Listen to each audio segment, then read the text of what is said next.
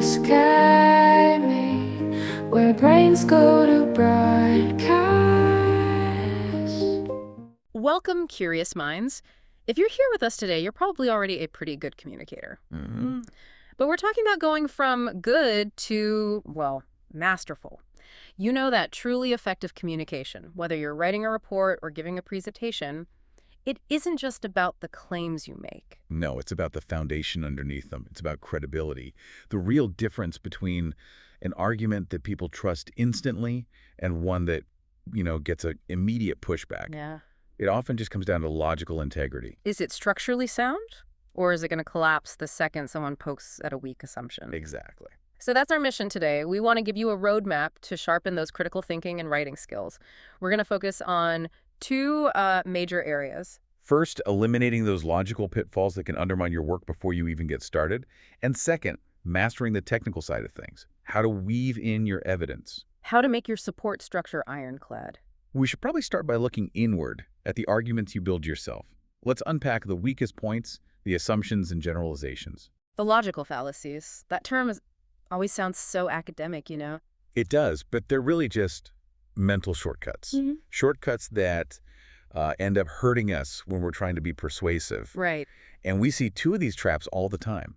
They can completely derail an otherwise strong piece of work. Let's call them the shared belief trap and the knowledge gap trap. Okay, the shared belief trap, I think we've all fallen into that one. You feel really passionate about something, say a new technology or a political policy, and you just assume your audience is on the same page. And that is really dangerous territory. If you're writing about something debatable, like, let's say, criminal justice reform, and you assume your entire audience is against the death penalty, You instantly alienate anyone who isn't. you alienate them. You haven't earned their agreement, you've demanded it, and once you do that, some readers will just resist everything else you say, no matter how good your evidence is. Yeah. You've lost them. So logical integrity isn't just about being factually correct. Yeah. It's about showing your work, right? Establishing that common ground first. Exactly. Integrity means you have to account for other views, or you have to justify your starting point. Which brings us to the other big one, the knowledge gap trap. I know when I'm reading something and the author just assumes I'm an expert, I just start skimming. Because you're lost. That gap leaves the reader completely lost. If you assume everyone knows the specifics of, 19th century Russian history. Or some obscure bit of quantum theory. Right. You're using specialized language without laying any groundwork.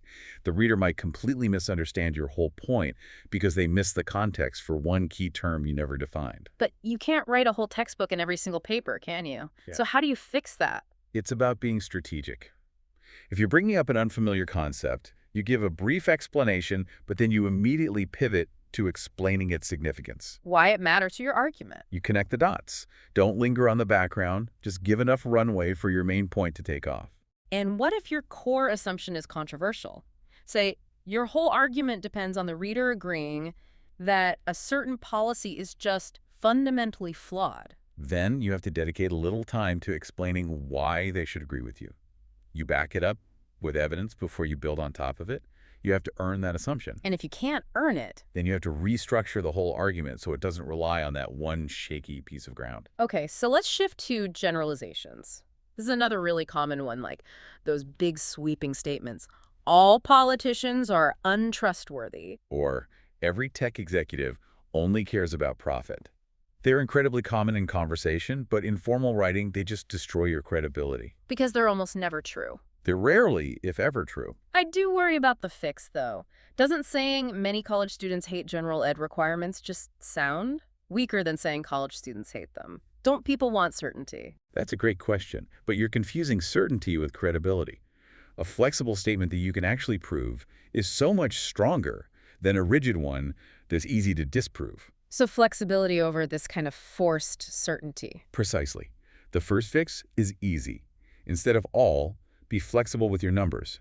Use limiters like some, many, or a majority of. That already feels more honest. Or you can limit by other factors. Geography, a specific group. So instead of a huge generalization, you can say half the students in my geography class. Or many students at Utah State University. It makes the claim specific. It's verifiable. And of course, the best fix of all is to just replace the generalization with actual data. Right. If you can, find a credible source.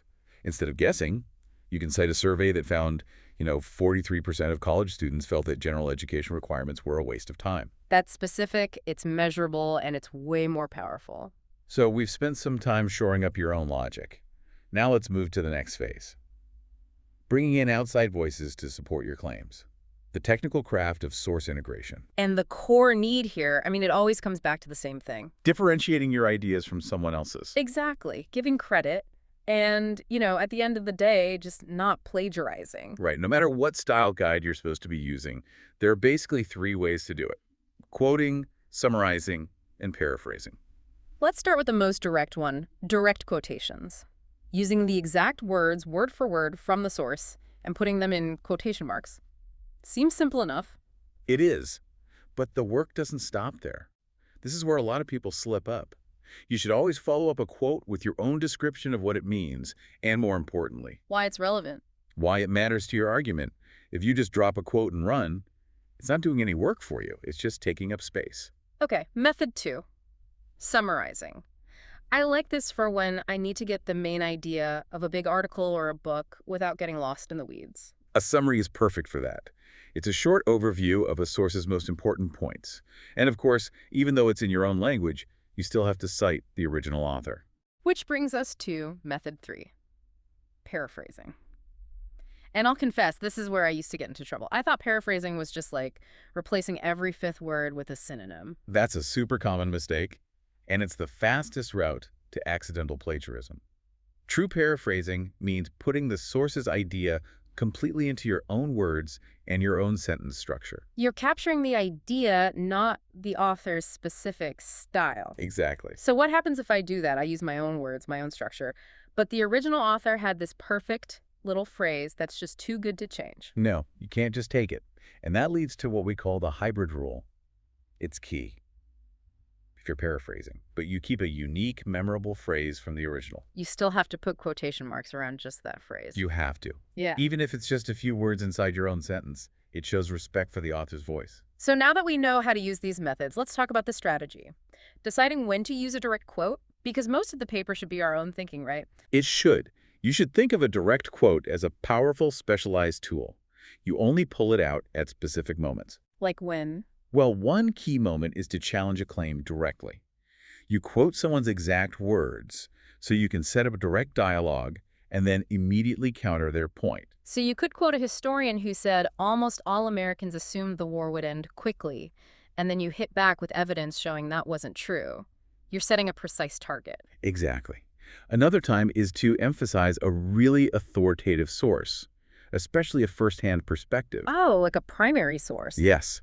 For example, if you're discussing slavery, quoting Harriet Jacobs' conclusion that slavery is terrible for men, but it is far more terrible for women, that has an emotional power. A paraphrase would just kill. Yeah, the power is in her specific words, her voice. It makes you stop and really think. It does. You also have to quote for linguistic analysis, of course.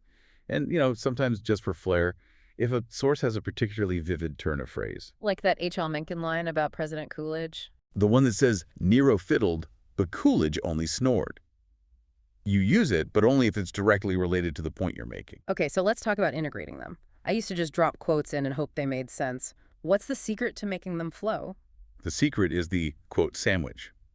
The words before and after the quote are just as important as the quote itself. They give it context. Context and analysis. It's a 4-part structure. Let's use FDR's famous line, the only thing we have to fear is fear itself. Okay, part 1. Provide context. Set the scene. So for FDR, we'd say he's addressing a nation demoralized by the Great Depression on March 4th, 1933. Part 2. Attribute the quote. And we need to avoid the boring he said, she said. Please. Use better verbs like declare, argue, propose, opine. So we'd say Roosevelt declared. Part 3 is explaining the significance. This is the whole reason the quote is even there, right? This is where your voice comes back in. You tell the reader why this matters. So you'd connect it to your argument, something like, with this message, he set the rhetorical stage for his first 100 days.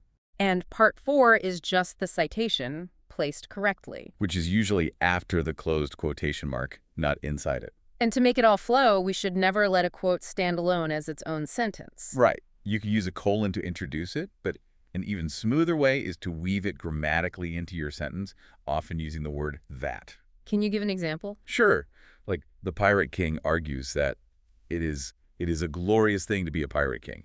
Using that often gets rid of the comma and just pulls the quote right into the flow of your text. Okay, let's dive from that big strategy down to the micro-level stuff, the granular mechanics, where, frankly, a lot of people get confused. Let's start with quoting judiciously. You should quote as few words as possible, just the really pithy, memorable parts. And here's a huge danger zone. When you pull out a fragment, you have to be so careful not to misrepresent the original meaning. This is all about intellectual honesty. Context can change everything. There's that classic example with John Adams. He was once quoted as writing, "This would be the best of all possible worlds if there were no religion in it." And taken alone, that sounds like a powerful statement against religion. If you wanted to argue he was anti-clerical, that's your smoking gun. It would be. But the very next thing he wrote was that if he said that, he should have been as fanatical as Bryant or Cleverly. He was actually using it as a hypothetical he disagreed with. Wow, so the full context completely reverses the meaning. Completely. The short quote is a misquote. It just shows the massive responsibility you have when you excerpt a fragment. It all comes back to credibility. Yeah. Okay, what about block quotes, those big indented passages? Use them sparingly. Only if cutting words would destroy the meaning of the passage, and it's longer than 4 or 5 lines. And the mechanics are really specific. Very specific. You set it up with a colon, indent the entire passage from the left margin, and this is critical, you do not use quotation marks. The indentation itself is the signal that it's a quote. Let's quickly clarify the tiny punctuation rules, commas and periods. Always inside the quotation marks. The one big exception is if you have a parenthetical citation. Then the period goes after the citation. And other punctuation, question marks, exclamation points. Those go outside the quotation marks unless they are part of the original quote. Okay, next up, the 3 dots, the ellipsis. Right. The ellipsis is your honesty tool. It's 3 spaced periods to show you've left material out from the middle of a quotation. As long as you don't change the meaning. As long as you don't change the meaning. And you generally don't use them at the very beginning or end of a quote. Finally, brackets. Using to alter a quote. This feels a little like cheating, but sometimes it's necessary for flow. It's a necessary signal of honesty. You use them to alert the reader that you've made a small change for clarity. Usually it's to change a pronoun to fit your sentence, like changing me to her. Or to add a little bit of clarifying info. Exactly. Like identifying a person, Billy William Smith, or a specific event, the strike of 1934. And there's one more crucial use for brackets. Yes. The word sick. It's italicized with no period. You use it right after a spelling or grammar error in the original text to show the mistake isn't yours. You're basically saying, I know this is wrong, but that's what the source said. Okay, so let's tie this all together for someone trying to improve their work. We've covered how to get rid of those rhetorical weaknesses, Yeah. the lazy assumptions and generalizations. And we've laid out a professional process for bringing outside voices into your work. From the big picture, like the, quote, sandwich, down to the tiny details of punctuation. And getting those details right, the punctuation, the brackets, it isn't just about looking good. It shows you're attentive and you respect the material. It really does.